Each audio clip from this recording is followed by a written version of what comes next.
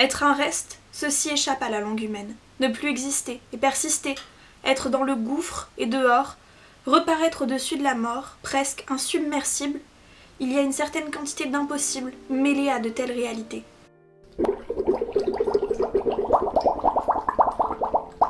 Bonjour, bonsoir et bienvenue dans cette nouvelle vidéo.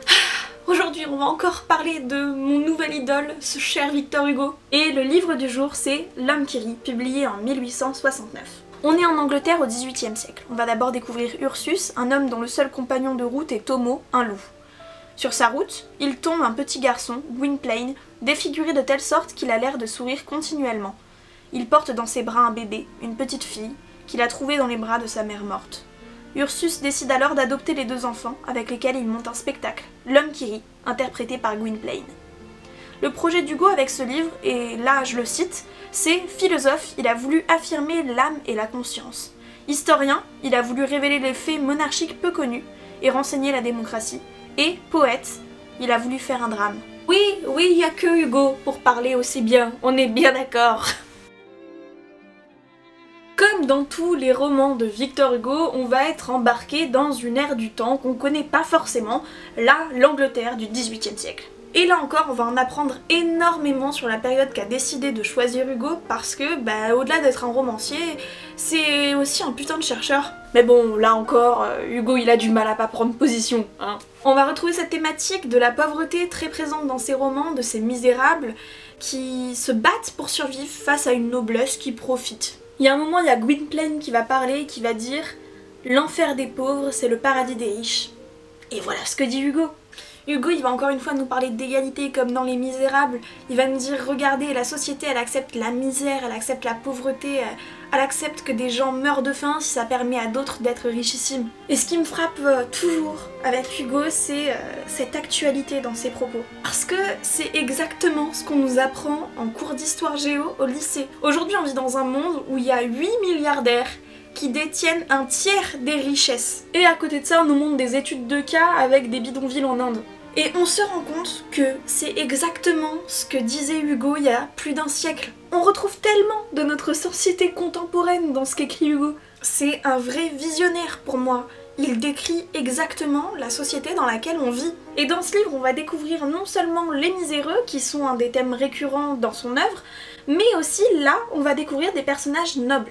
À travers notamment le personnage d'une belle inconnue qui va un jour venir voir Gwynplaine jouer son spectacle. Et là, le message d'Hugo, il est très clair. Cette femme, elle est très belle, elle est apprêtée, elle est magnifique physiquement parlant. Mais c'est une coquille vide, au final il n'y a rien. Et cette femme, c'est le symbole de la noblesse et de la richesse d'Hugo, il est dans cette femme. Et c'est là qu'on voit un autre engagement d'Hugo qui est de dire regarde, la richesse, elle est belle, elle te fait miroiter un bonheur, mais au final, l'argent c'est rien. C'est peut-être un discours un peu classique que de dire ça, mais bon, quand c'est Hugo qui le dit, tout est plus beau. Comme dans tous les romans d'Hugo, on va rencontrer de nombreux personnages. Ici, les trois protagonistes sont Ursus, donc celui qui adopte les enfants, Gwynplaine, le garçon défiguré, et Dea, la petite fille qu'on a retrouvée dans les bras de sa mère. Ursus c'est un solitaire, il vit avec Homo qui est son loup et il s'en fout un peu, il s'attache à personne et il décide de recueillir ses deux enfants sans savoir qui va s'attacher profondément à eux. C'est plus seulement un protecteur, il devient aussi le père adoptif des deux enfants, leur conseiller. Gwynplaine c'est un petit garçon qui s'est fait agresser et qui du coup est dévisagé et qui est monstrueux physiquement. Personne ne peut voir ses émotions sur son visage parce qu'il a tout le temps l'air de sourire et ça le fait énormément souffrir parce que quand il pleure, les gens rigolent quand même. Et Dea, c'est une petite fille qu'on va découvrir tout de suite aveugle. Et les trois personnages, ils vont créer ce spectacle autour de l'homme qui rit et ils vont avoir des réactions incroyables dans le public. Et je trouve ça très beau de dire regarde cette laideur que tu détestes, c'est elle qui va te permettre de survivre au final. Parce que le monde de la noblesse, c'est le monde de l'apparence et c'est le monde de la beauté. Et pourtant le seul gagne-pain de Gwynplaine pour peut-être être riche un jour, c'est sa laideur. Pour accéder au monde des apparences, il faut qu'il se serve de la sienne. Il y a aussi une histoire d'amour qui va commencer entre Gwynplaine et Dea. L'un est monstrueux et l'autre est aveugle, et c'est là que Hugo va faire naître beaucoup de poésie. La relation de Dea et de Gwynplaine, elle est comme créée de toutes pièces par le destin. Je veux dire, elle est aveugle, et lui il est laid et elle ne peut pas voir cette laideur. Et quand Hugo dit « je vais décrire l'âme », c'est notamment à travers cette relation. Dea, elle est aveugle et évidemment c'est celle qui va voir au-delà des apparences, qui va voir l'âme de Gwynplaine. Gwynplaine qui est monstrueux mais qui au final a une très belle âme. Et alors que les autres vont s'arrêter au grotesque de l'apparence de Gwynplaine, elle y voit le sublime. Le sublime et le grotesque, ça te parle? C'est deux clés du romantisme et du travail d'Hugo. Mais j'avais encore jamais lu d'histoire d'amour aussi belle que celle de Gwynplaine et de Dea. Vraiment. Franchement j'en suis au point où j'ai envie de remballer les sœurs Brontë. Dans l'idéal, la bonté c'est le soleil, et Gwynplaine éblouissait Dea.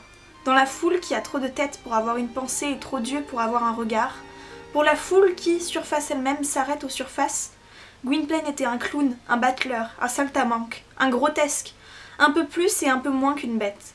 La foule ne connaissait que le visage. Pour Dea, Gwynplaine était le sauveur qui l'avait ramassé dans la tombe et emporté dehors, le consolateur qui lui faisait la vie possible, le libérateur dont elle sentait la main dans la sienne en ce labyrinthe qui était la cécité. Gwynplaine était le frère, l'ami, le guide, le soutien, le semblable d'en haut, l'époux ailé et rayonnant. Et là où la multitude voyait le monstre, elle voyait l'archange. C'est que Dea, aveugle, apercevait l'âme. Je n'ai aucune idée de comment résumer L'Homme qui rit. C'est un drame incroyable que je trouve personnellement très accessible. Et c'est un livre qui est tellement bouleversant, touchant, beau. Gwynplaine, c'est un des personnages les plus riches, pas au sens littéral, de la littérature française à mes yeux. Et cette histoire d'amour avec Dea, elle est tellement incroyable. Bref, c'est un livre génial, je pense que j'ai abordé qu'un dixième des thématiques de ce livre. Il est tellement beau, tellement bien. Bref, en attendant, moi je vous retrouve plus tard pour de prochaines vidéos et je vous fais une bisette livresque sur chaque jeu. Eh oh, allez, viens, abonne-toi, on est bien. Il y a des cactus et des livres. C'est bien les cactus, c'est bien les livres.